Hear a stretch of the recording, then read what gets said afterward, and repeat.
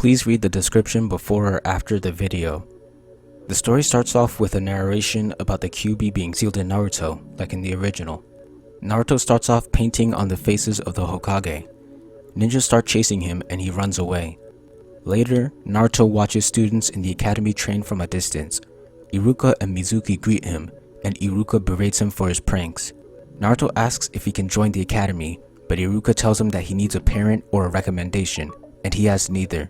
Naruto asks if Iruka can send him straight to Genin without the academy, but Iruka says that he can't. Naruto tells him that he's been working on 2 new jutsu that he saw the Hokage do for 4 years and that it might change his mind. The first one is transformation jutsu. When Naruto turns into Iruka, the two are impressed. Mizuki wants to promote him to Genin, but Iruka says that it isn't enough. When Naruto is about to show his second jutsu, the two are called back by a staff member at the academy. The person whispers and asks why he's talking to the demon fox. Naruto walks home in sadness and all the adults around him are whispering and gossiping about how he's a demon. Mizuki comes to talk to him about how Iruka sees himself in him. After becoming inspired, Naruto goes to the forest and starts training hard again. After he uses transformation jutsu a few times and gets it consistent, he begins working on another jutsu. Time skips forward and Naruto is going home when he's stopped by Iruka, who tells him that he has to clean up his mess. Naruto does, and Iruka promises to treat him to ramen when he's done. Iruka asks Naruto why he does his pranks, bringing up the 4th, saving everyone from the QB. Naruto tells him that it's because he's going to become the greatest Hokage. Naruto once again asks Iruka for a headband, but he refuses. The next day, Naruto watches all of the academy students graduate and he sits on the swing. Some kids notice him and begin to make fun of him. Naruto monologues on how he used to play with the kids of the village who didn't ignore him, but once they all turned 8, they went to the academy and left him behind. Iruka sometimes allowed him to spar with other kids, but he always lost. Soon after, the 3rd Hokage showed him 2 jutsus, which gave Naruto the idea that if he wanted to become Hokage, he had to be able to do what the current Hokage can do. When Naruto is going home, a crime happens. Mizuki went rogue and is demanding a forbidden scroll. The pros aren't here yet, so Naruto steps forward and demands that he let the hostages go. When he realizes it's Mizuki, he asks why he's doing this. Mizuki explains that he wants power and would have used Naruto to get the scroll, but he's too weak. When Naruto claims that he'll stop him, Mizuki laughs and asks what the demon fox is gonna do to him. Naruto gets confused and hears people in surprise that he said it. When he asks for clarification, Mizuki tells him that the QB is sealed within him and that's why everyone stays away from him. Naruto freezes for a moment, but he remembers that he told himself that he would become Hokage. He tells himself that he's finally got the hang of the second jutsu, and that now's the time to use it. Naruto uses Shadow Clone Jutsu, creating 4 clones and charges at Mizuki. They engage in taijutsu, but Naruto isn't strong enough. Mizuki is wasting time and decides to kill Naruto, but Iruka interrupts and defeats Mizuki. After Mizuki is captured, Iruka tells Naruto that he has something to talk to him about. Later that day, Iruka and Naruto meet. Iruka tells Naruto to close his eyes as he puts a headband on his forehead. When Naruto opens his eyes, Iruka congratulates him, telling him that he is now a ninja. Iruka explains that the Shadow Clone Jutsu is an advanced technique, and Transformation Jutsu is a technique that all genin should be able to use, and that makes Naruto more than qualified. Naruto breaks into tears and hugs Iruka. The story with Konohamaru is the same as in the original. Naruto takes his picture, deals with Konohamaru, teaches him sexy jutsu, and uses it on Ibisu. The only difference is that Naruto can only make 4 clones. The next day, Naruto arrives to the ceremony and everyone is surprised that he's even there.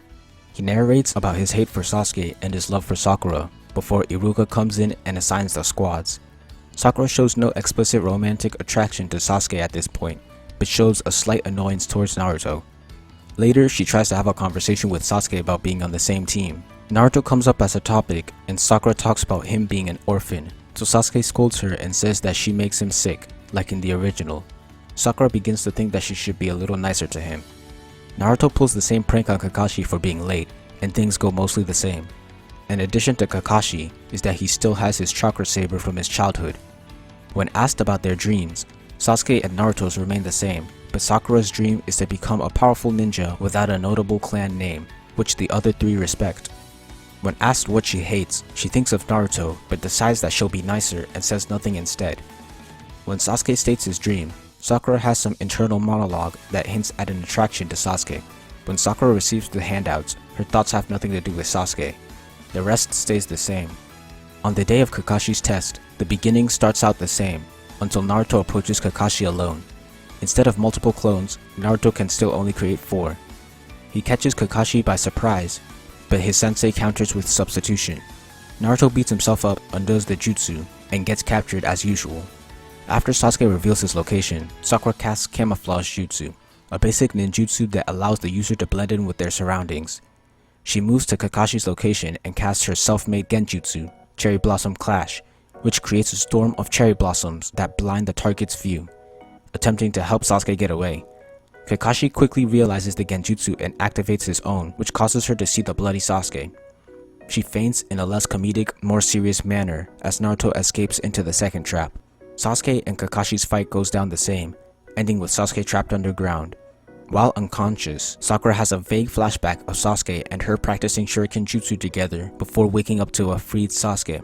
Sakura talks about how it's impossible to get the bells, angering Sasuke like in the original. From Sasuke bringing up Itachi to them failing is all the same. Kakashi's lesson on teamwork goes mostly the same with a slight addition. Instead of ending on a purely optimistic note, he recites Obito's signature quote, but specifies that it's someone else's and not his. He tells them that the real world will challenge this belief and may force them to break it, but it's still a good foundation to start on. Naruto is most inspired by this quote. The cat mission happens, Naruto complains, and then they get the Tasuno mission like in the original story. From the Demon Brothers until Naruto stabbing himself is the same, except Naruto doesn't heal quickly and needs medical attention. Everything up to the Zabuza fight is the same, except for the number of clones that Naruto can make. Naruto only makes 3 clones to deal with Zabuza. His taijutsu is better than in the OG, but still not enough. The Shadow Shuriken technique goes the same, except now it's foreshadowed by Naruto missing a clone. Kakashi defeats Zabuza and Haku shows up. Everything up to the tree climbing part is the same, except Sakura isn't antagonistic towards Naruto. All the events up to the ice mirrors are the same. Naruto can only use a max of 4 clones at a time to attack Haku. Another difference is that the elemental Kekkei aren't mixtures of elements but completely unique to a user or clan, meaning that ice can't be made by mixing water and wind.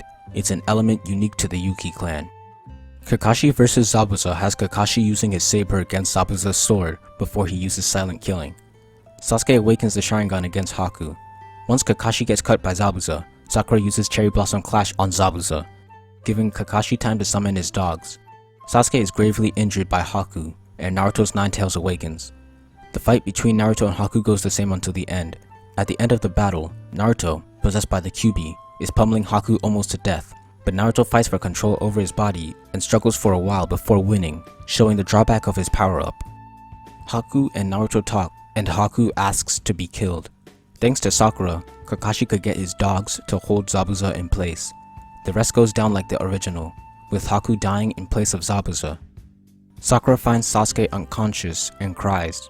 Kakashi fights Zabuza with his saber until Gato appears. Naruto inspires Zabuza like in the OG, and Gato and Zabuza die.